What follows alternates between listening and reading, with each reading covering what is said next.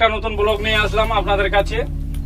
আর আগের ব্লগে আপনারা দেখেছিলেন যে আমরা মালদা থেকে নাসিক গেছিলাম। নাসিকে আমাদের গাড়ি অলরেডি আনলোডিং হয়ে গেছিল।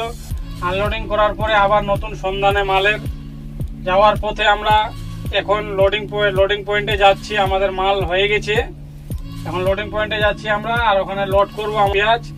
আর পেঁয়াজ নিয়ে যাব আমরা নাসিক থেকে ডালখোলা। কেননা নাসিকের বাজারের পরিস্থিতি এতটাই খারাপ যে বলার কোনো ভাষা নাই।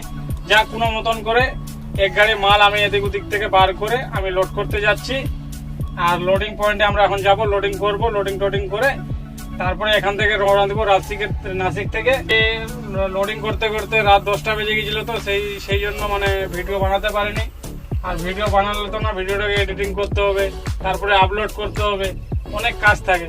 গাড়ি চালার সাথে সাথে সবকিছু সময় হচ্ছে না বলে মানে ঠিক টাইমে আমি আপলোড দিতে পারছি না। আপনার ঠিক আছে, আমি একটা ছেলে খুঁজতেছি ভালো দেখে ভিডিও এডিটিং করার জন্য। দেখা যাক যদি পাই তাহলে তো তখন আপডেট আপনারা পেতেই থাকবেন সব সময়। কিন্তু এখন একটু কষ্ট হচ্ছে, গাড়ি চালার সাথে সাথে হচ্ছে না কাজ।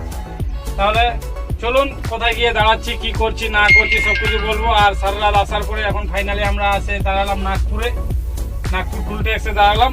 এখানে চা ফা খেয়ে দিয়ে এখান থেকে আবার রওনা দিব। সিধা আমরা জব্বলপুর হয়ে একবারে বেনারস হয়ে একবারে পাটনা হয়ে ডালখোলা যাব। এই রাস্তাটা নতুন রাস্তা, দেখা যাক রাস্তাটা খুবই ভালো নাকি। এই রাস্তার ব্লগ আর ভিডিওটা দেখতে থাকুন। চলুন তাহলে যাওয়া যাক এখন আগের মঞ্জিলে। কোথায় গিয়ে দেখা যাচ্ছে, কি করছি সবকিছু আপনাদেরকে জানাবো। তো তখন ভালো থাকবেন, সুস্থ থাকবেন।